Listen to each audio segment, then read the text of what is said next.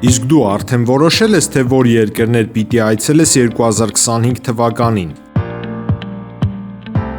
Եթե դու էլ ես հոգնել օրեր շարունակ հարցումների անպատասխան մնալուց, դիմիր Travel with N տուրիստական գործակալություն, սպասեցնել չեն տա, անմիջապես կստանաս լավագույն առաջարկները, տուրփաթեթներ, ավիատոմսեր, հյուրանոցների լայն ընտրանի, էքսկուրսիաներ, սոցփաթեթի սպասարկում եւ ամենակարևորը 24/7 ձևաչափով բարեհամբույր սպասարկում։ Travel with N 095 89 20 48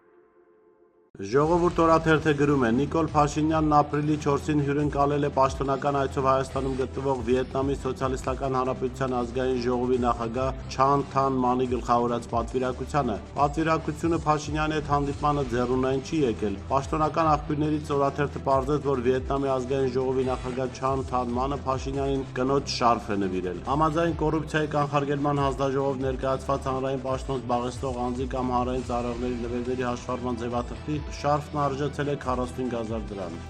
Հրապարակ օրաթերթը գրում է. Աժ-ում 3 եւ իշխանությունը եւ ընդդիմությունը ծնունդ էին տոնում։ ՔՊ վերնախավը մեծ ընդմիջման ժամին տորթով, սալյուտներով Ալեն Սիմոնյանի գլխավորությամբ շտապեց ԱԺ արտաքին կապերի վարչության պետ Տիգրան Սեյրանյանի աշխատասենյակ։ Վերջինս ԱԺ առանցքային պաշտոնյաներից է 2022 թվականից զբաղեցնում այդ պաշտոնը։ Իսկ դրանից առաջ մի շարք երկրներում ՀՀ դեսպան է եղել, այդ թվում Ուկրաինայում, Չեխիայում, Սլովակիայում, հիմա գրեթե բոլոր ուղևորությունների ժամանակ ուղեկցում է ԱԺ նախագահին։ Իսկ ընդդիմությունը նշում էր Հայաստան Դաշնքի պատգամավոր Հույդա ԳՄ ներկայացուցիչ Իշխան Սաղաթելյանի ծննդյան տարեդարձը։ Հրապարակ օրաթերթը գրում է. Պատիվ ունեմ խմբակցության առաջարկած հայրենական մեծ պատերազմի հաղթանակի 80-ամյակի մասին հայտարարության նախագիծը մայիսի 9-ին ընթരാճ զարմանալիորեն չի ընդգրկվել ԱԺ նիստերի օրակարգ։ Սերժ Սարգսյանի թիմակիցները հայտարարության ընդունման անհրաժեշտությունը հիմնավորել են այսպես. Բխում է հայրենական պատերազմում ֆաշիզմի դեմ տարած հաղթանակով եւ դրանում հայ ժողովրդի մեծ մասնակցությամբ։ Նաեւ այս տարի հաղթանակի 80-ամյակ եւ շատ երկրներում այն նշվում է։ Բացի այդ 80 տարի առաջ նացիստական Գերմանիան պարտվեց, բայց դժբախտաբար ֆաշիզմի այլատացության եւ անհանդուրժողականության դրսեւորումներն այսօր էլ գոյություն ունեն, կյանքի են կոչվում աշխարհի տարբեր անկյուններում, ասում է հայտարարության մեջ։ Հրապարակ օրաթերթը գրում է. Մարտուն Գրիգորյանի թիմին զուգահեռ իշխանությունն աշխատանքներ է տանում նաև Վարդան Ղուկասյանի թիմի ուղղությամբ։ Երեք իշխանական շրջանակներից մեզ ասացին, որ Ղուկասյանի թիմից 2 հոգու նկատմամբ քրեական վարույթ է հարուցվել։ Իսկ եթե հոժարակամ ՔՊ-ի կողմը չանցնեն, ապա հնարավոր է ձերբակալությունների միջոցով իշխանության զավթում իրականացվի։ Թե ովքեր են թիրախները, անուններ չտրվեցին։ Երեք հայտնի դարձավ, որ Գյումրիում իշխանազավթման մեկնարկը ՔՊ-ի կողմից տրված է։ Մարտուն Գրիգորյանի ղեկավարած ներքաղաքը Դաշնքի ավականու անդամ Կարեն Բադալյանն ապրիլի 21-ին մանդատից հրաժարվելու դիմում է ներկայացրել քաղաքապետին։ Վերջինս էլ արձանագրություն է կազմել եւ ուղարկել ընտրատարածքային ընտրական հանձնաժողով։ Սակայն 2 օր անց Բադալյանը նոր դիմում է ներկայացրել, որով խնդրել է անտեսել իր դիմումը, նշել, որ ցանկանում է շարունակել պաշտոն ավարել որպես ավականու անդամ եւ ուզում է դուրս գալ մեր քաղաքը խմբակցությունից։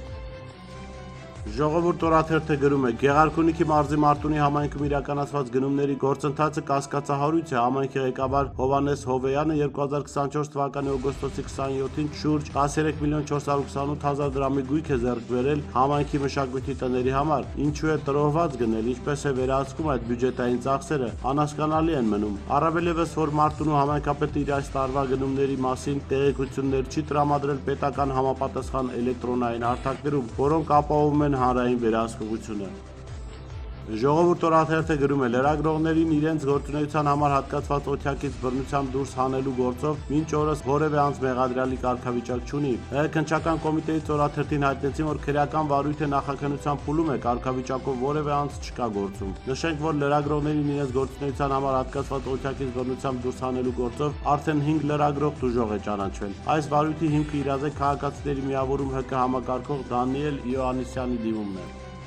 Ժողովուրդ օրաթերթը գրում է. 3 ԱԺ իշխող խմբակցության պատգամավոր Նարեկ Գրիգորյանը խորհրդարանի ամբիոնից հանդես եկավ հուզական ելույթով, մեղադրելով ԶԼՄ-ներին իր 3-ամյա երեխային թիրախավորելու համար։ 3 տարեկան իմ երեխայի վրա հոդված տպեցին, դա բարոյական էր, թե անբարո, հայտարարեց Նորատուսցի պատգամավորը։ Իսկ ինչ էր գրվել լրատվամիջոցների կողմից։ Ավելի կոնկրետ, Հրապարակ օրաթերթի կողմից 2022 թվականի մայիսի 15-ին ըստ օրաթերթի ինքնավնասումով բանակից ազատված Նարեկ Գրիգորյանը, որ ԱԺ ամբիոնից Իշխան Սաղաթելյանին մայլոք էր անվանում պարզում է 2018 թվականին ծնված աղջկա անունը Սմայլիկ է դրել։ Այս տեղեկությունը մեզ անհավանական թվաց եւ մենք զանգահարեցինք նրա հայրենի գյուղ Նորատուզ։ Գյուղի համայնքապետարանի Կարինե անունով աշխատակցուին մեզ ասաց, այո, ունեն Գրիգորյան Սմայլիկ Նարեկի։ Ճշտեցինք խոսքը ԿՊԱ-ական падգամավորի դստեր մասին է, պատասխանն էր՝ հա, падգամավորի աղջիկն է։ Փաստորեն այս հրապարակումը Նարեկ Գրիգորյանն համարում է երեխային թիրախավորել։